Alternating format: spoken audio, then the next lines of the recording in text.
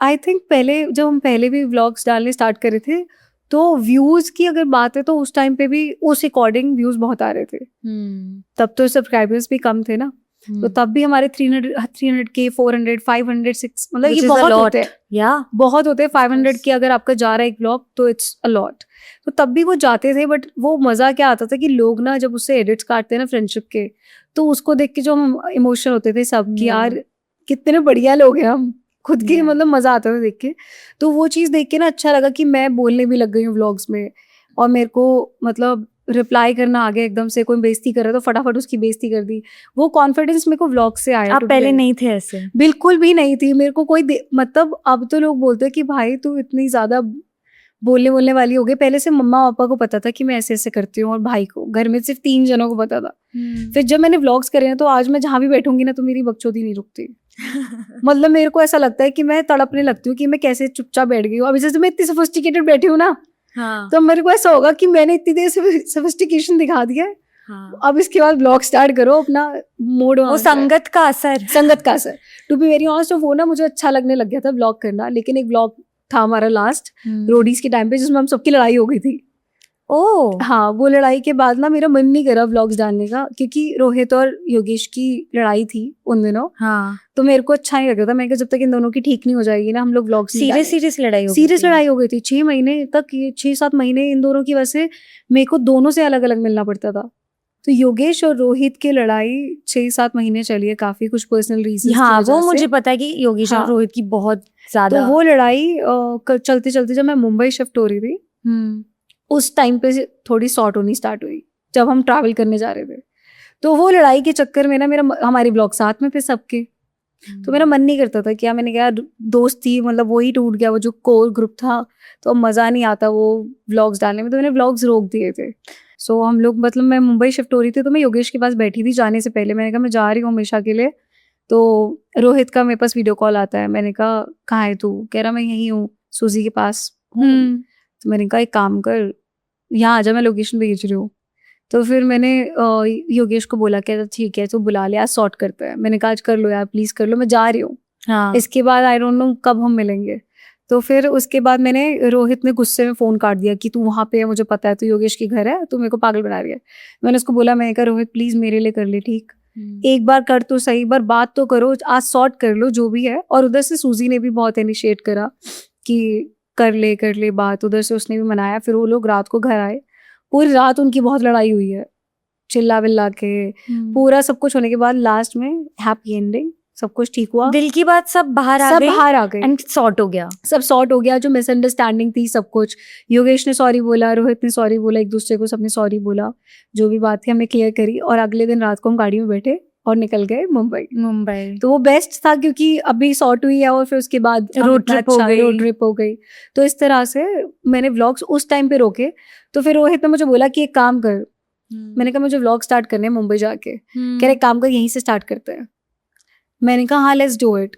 तो मैंने पहला ही व्लॉग उस ब्रेक के बाद ये डाला था, रोहित और योगेश की फाइट खत्म। क्योंकि मेरे पास बहुत मैसेज आते थे कि आप इनकी सॉर्ट करा दो, इनकी सॉर्ट करा दो। तो मैंने कहा चलो आई विल ट्राई। बट जब अब हो रही थी तो फिर मैंने कहा चलो लेट्स मेक दिस व्लॉग। और उसने बोला कि पूरा मुंबई शिफ्टिंग का हम व्लॉग डालते हैं। मैं कहा हाँ चलिए बनाएंगे पूरा। तो मैंने वो पहला व्लॉग तब डाला और वो फिर अच्छा गया उस टाइम, एकदम से फटा वो, क्योंकि योगेश भी था ऑफकोर्स। एंड ये फैक्ट है ऑफकोर्स, ठीक है वैसे तो हमारा कोर ग्रुप था ही अच्छा, बट शो पे वो लाइव था योगेश, तो वो तो शो पे जो लाइव है उसका अट्रैक्शन होगा ही। वो मैं डिनाई नहीं करूंगी कभी भी कि कोई भी मेरे व्लॉग में आ रहा है अगर वो ऑलरेडी अभी मतलब ट्रेंडिंग है कहीं पे भी, तो उसकी वजह से व्यूज आ सकते हैं फॉर श्योर। अगर कल को हम किसी शो पे जब थे तब हमारे व्यूज आते थे, एल्विश सर के साथ डालते थे तो व्यूज आते थे अच्छे। Of course. अब इस टाइम वो लोग थे तो योगेश के साथ डालो, किसी के साथ डालो, व्यूज आएंगे क्योंकि शो लाइव है। अगर शो के लिए कोई लिख भी रहा होगा, अगर योगेश रावत स्पिट्सविला किसी ने लिखा भी, तो व्लॉग भी पॉपअप करेगा ही ऊपर। तो आई थिंक बहुत नेचुरली वो व्यूज आए और वो मैंने सोचा नहीं था कि मैं वो व्यूज लेने के लिए कर रही हूँ। उस टाइम बस मजा आ रहा था और फिर सडनली लाइफ में ऐसा हुआ कि आकांक्षा दोस्त बन गई, आकांक्षा व्लॉग में आई।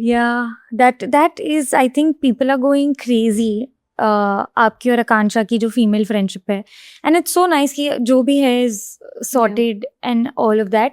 बट मैं पूछना चाहूंगी, आप अब जो आकांक्षा ने स्टेटमेंट दी है कि शुभांगी मेरी बहन जैसी है, she is home away from home, बहुत Yeah. बड़ी चीज होती है किसी को Absolutely. अपना घर बताना, स्पेशली आज के टाइम पर।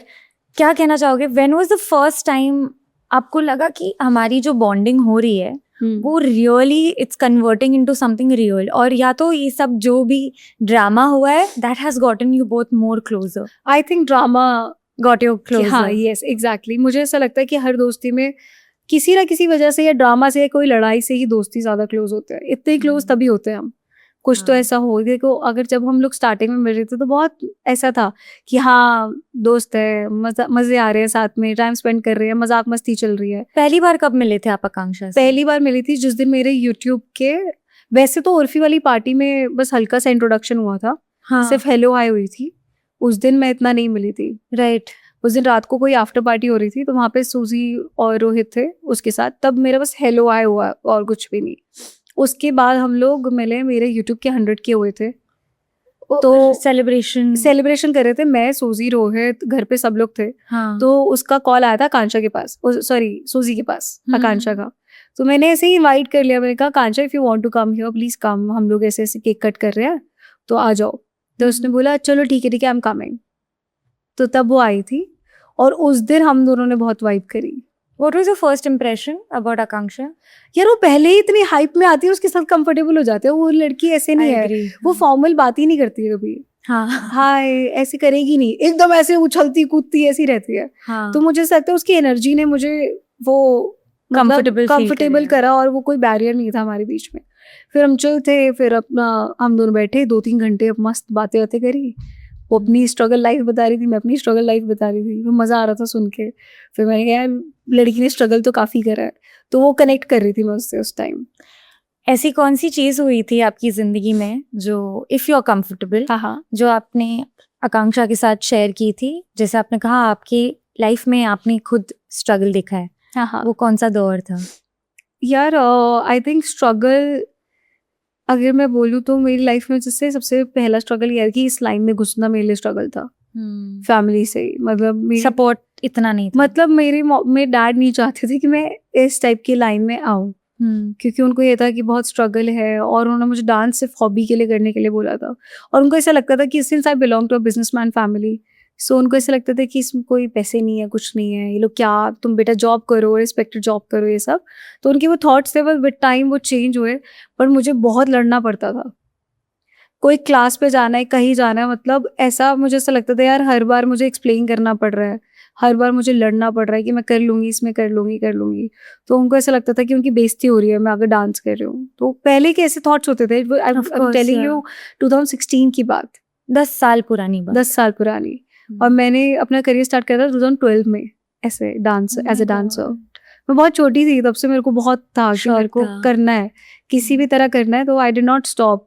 और फिर उसमें ऐसा भी होता था कि लोग वैसे एलिगेशंस लगाते थे कि मैं अपने बाप के पैसे पे पलती हूँ।